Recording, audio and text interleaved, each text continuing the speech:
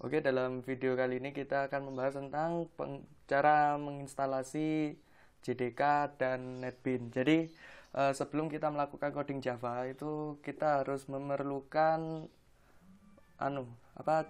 JDK. Jadi ini JDK ini berisi runtime dan juga compiler di Java. Terus yang kedua, sebelum kita melakukan coding itu kita bisa menggunakan text editor maupun IDE. Nah, IDE-nya Java sendiri ini bermacam-macam, ada NetBeans, terus ada Eclipse, lalu ada IntelliJ IDEA. Jadi dalam video ini kita akan membahas cara instalasi JDK dan NetBeans. Nah, langkah pertama sebelum menginstal JDK ini kita harus mendownload dulu di websitenya Oracle. Jadi kita download ini JDK-nya. Nah, kita accept. Jadi sebelum kita menginstal itu kita harus memilih JDK yang sesuai dengan sistem operasi yang kita gunakan. Nah, dalam video kali ini kita akan membahas cara menginstal JDK dan NetBeans di sistem Linux. Karena kalau misalkan kita menginstalnya di Windows atau macOS, kita cukup melakukannya dengan mudah. Ketika kita udah download, langsung double klik, next, sudah selesai. Kalau di Linux ada sedikit perbedaan dalam instalasinya. Oke, jadi asumsinya sudah di-download, jadi kita langsung masuk ke cara penginstalan JDK-nya. Langkah pertama yang harus dilakukan adalah memberikan hak akses root ke dalam sistem. Jadi untuk pengguna Linux, kalau kita menginstal suatu aplikasi ke dalam sistem, itu kita harus harus menginstalnya melalui root privilege. Caranya cukup mudah, jadi kita tinggal menginputkan perintah sudo su, lalu kita enter, kita masukkan passwordnya masing-masing. Nah, kalau sudah selesai kita akan masuk ke root shell. Jadi user yang login di shell ini berganti root. Nah, cara selanjutnya adalah mengekstrak paket instalasi yang telah di-download sebelumnya. Jadi asumsinya misalkan kita download yang versi x64. X64 ini 64 bit dan formatnya target Z. Misalkan seperti ini. Jadi tinggal kita download aja. Oke. Download dan kita tunggu. Oke. Kita langsung ke cara instalasinya. Nah, untuk mengekstrak paket instalasinya ini kita menggunakan perintah tar, lalu file yang udah kita download sebelumnya ini kita drag ke terminal seperti ini. Lalu di sebelumnya tar ini kita harus menspesifikasikan parameter xvzf. Nah, x ini di sini ini fungsinya untuk mengekstrak file tar.gz-nya ini. V itu untuk verbose, jadi ketika kita mengekstrak suatu paket, itu tar akan mencetak apa-apa yang telah diekstrak ke dalam sistem. Z Z itu bertujuan untuk menspesifikasikan format tar yang akan diekstrak. Jadi di sini kita pakainya format tar.gz. Jadi kita harus menspesifikasikan parameter Z, dan F itu setahu saya itu force untuk mengekstraknya. Jadi untuk mengekstraknya itu kita pakai tar, terus file tarnya apa, lalu destinasi tujuan ekstraknya di mana. Kita misalkan kita ekstrak di directory /opt, jadi min/c/opt. Nah, kalau sudah seperti ini kita tinggal enter aja. Ini proses pengekstrakan.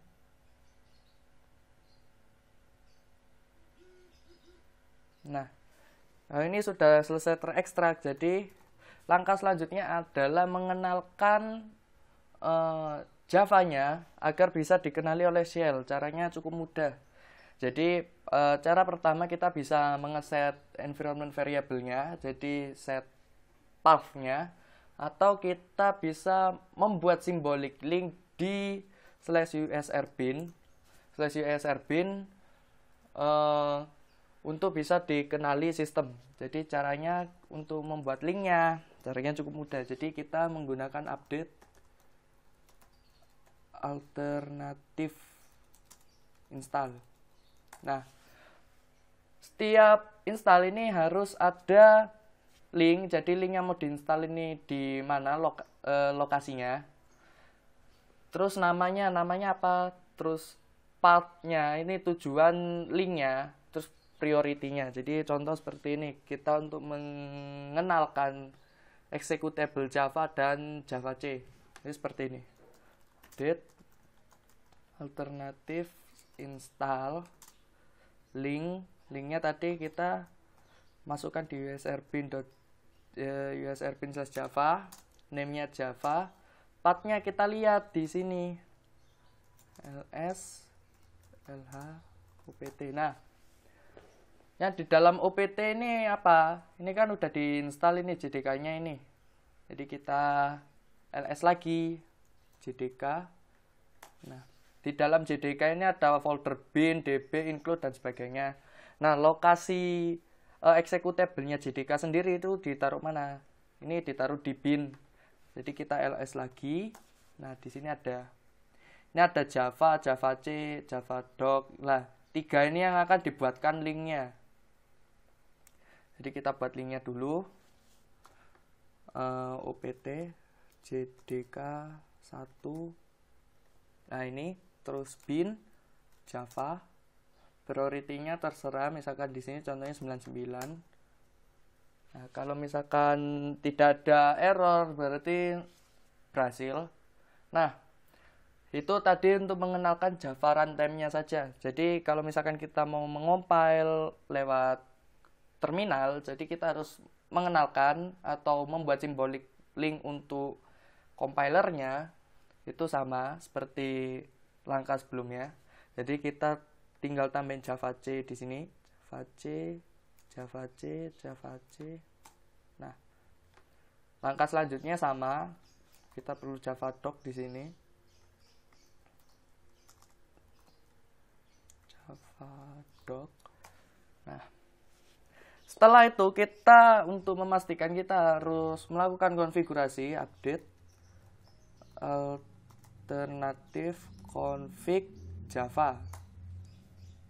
Nah, di sini kan ada pilihannya. Jadi kalau misalkan sudah ditambahin, kita ingin mengarahkan path-nya kan ke sini. Jadi tinggal pilih satu. Ini selection-nya satu. Ini selection-nya satu. Oke, kalau kita udah pilih, selesai. Kalau misalkan untuk Java C-nya, there is only one alternative in link group Java C. Jadi ketika alternatifnya ini linknya cuma satu, jadi yang dipakai itu ya yang setelah kita install itu, yang setelah kita bikin simbolik linknya itu. Begitu pula dengan Java Doc. Nah, ini sama seperti Java C. Nah, kalau sudah, kita akan pastikan versi Java yang telah terinstall. Jadi misalkan Java-nya udah terinstall. Jadi untuk mengecek versinya, kita melakukan perintah Java strip version. Nah, ini udah terinstall. Jadi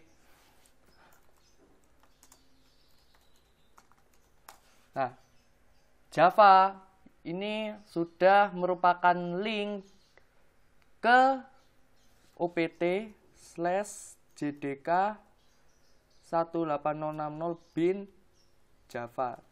Jadi USR bin Java itu sebenarnya dia cuma sebagai shortcut ke sini. Nah, itu cara menginstal JDK. Jadi sebelum kita melakukan coding Java, itu hal yang harus dilakukan itu adalah menginstal JDK-nya terlebih dahulu. Nah, sekarang gimana caranya untuk menginstal IDE-nya? Contohnya NetBeans. Nah, kita sudah download ini di sini NetBeans. Jadi kita tinggal drag and drop ke terminalnya seperti ini, lalu kita tekan enter. Nah, ini permission denied karena permissionnya tidak diset untuk executable. Langkahnya, kalau misalkan menemui hal seperti ini, jadi kita harus melakukan change modenya terlebih dahulu. Jadi chmod plus X seperti ini, lalu kita enter, lalu kita jalankan lagi. Dia baru mau jalan ini. Ini tinggal tunggu. No x11 display variable WhatsApp program before an operation which requires it. Nah, kalau misalkan seperti ini kita harus keluar dulu di sudo.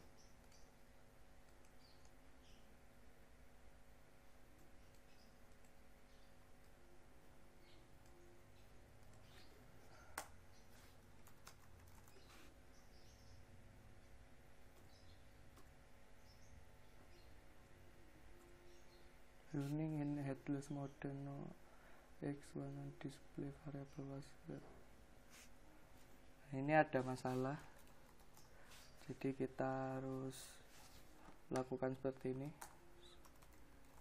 Apakah masih bisa?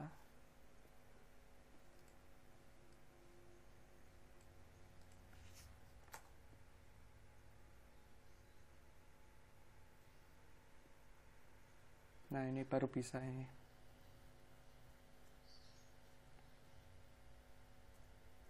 Nah, untuk menginstalnya kita udah masuk ke installer. Jadi kalau kita mau menginstal semuanya, jadi kita tinggal next. Kalau misalkan kita ingin menginstal beberapa paket yang tersedia di installernya, kita harus melakukan customize di sini. Nah, jadi apa yang kita install? Nah, ini kayaknya ini gak terlalu butuh untuk filters on demand ini. Jadi kita bisa di uncheck aja. Nah, kan tak jelaskan base IDE ini di sini, ini IDE-nya Java SE itu untuk compiling Java-nya, Java yang kita pakai nanti. Java EE itu untuk Java yang berskala enterprise. Lah, untuk Java ME sendiri ini kita untuk membuat aplikasi mobile berbasis Java. Berhubung ini tidak terlalu dibutuhkan, jadi kita bisa uncheck. HTML5 ini merupakan requirement untuk Java EE, jadi dibiarkan aja. Nah, kalau untuk melakukan pengembangan aplikasi dengan bahasa PHP, ini dicek aja nggak apa-apa. C++ itu untuk membuat program dengan bahasa C++, Groovy itu untuk bahasa Groovy. Jadi kita tinggal oke aja ini di sini. Lalu kita next. Nah, sebelum kita melakukan instalasi, kita harus mengaccept license agreement-nya terlebih dahulu. Jadi kita centang lalu klik next. Nah, kita ingin menginstalnya ini di mana? Jadi kita bisa menginstalnya ini di upt. JDK untuk NetBeans-nya kita taruh mana tadi? Nah, kita bisa pilih ini di sini. Kan JDK udah terinstall kan di /opt/jdk18060. Oke, kalau udah selesai kita next. Nah, ini Glassfish ini server kalau kita misalkan membuat aplikasi web berbasis Java dengan menggunakan Spring, itu servernya bisa menggunakan Glassfish atau Apache Tomcat. Jadi sesuaikan aja.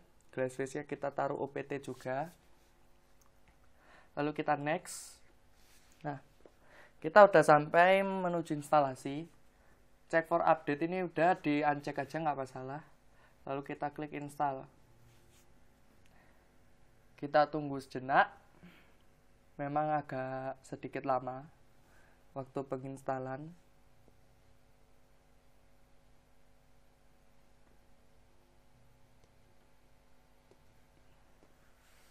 Jadi kita bisa terminate dulu ini.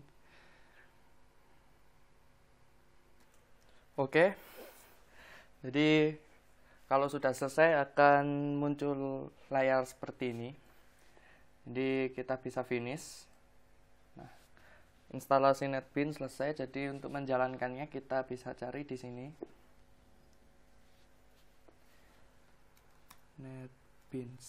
Nah, ini sudah ada. Bisa kita yes saja.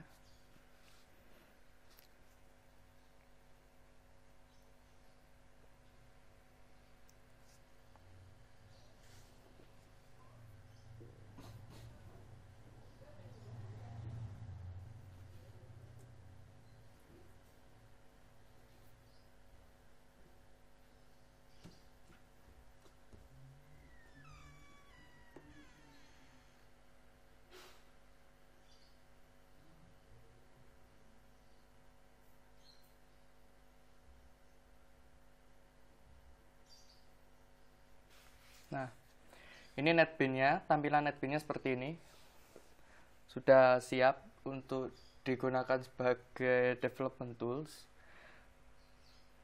Memang NetBeans ini cukup berat kalau dijalankan. Oke, sekian untuk video penginstalan NetBeans. Terima kasih dan sekian.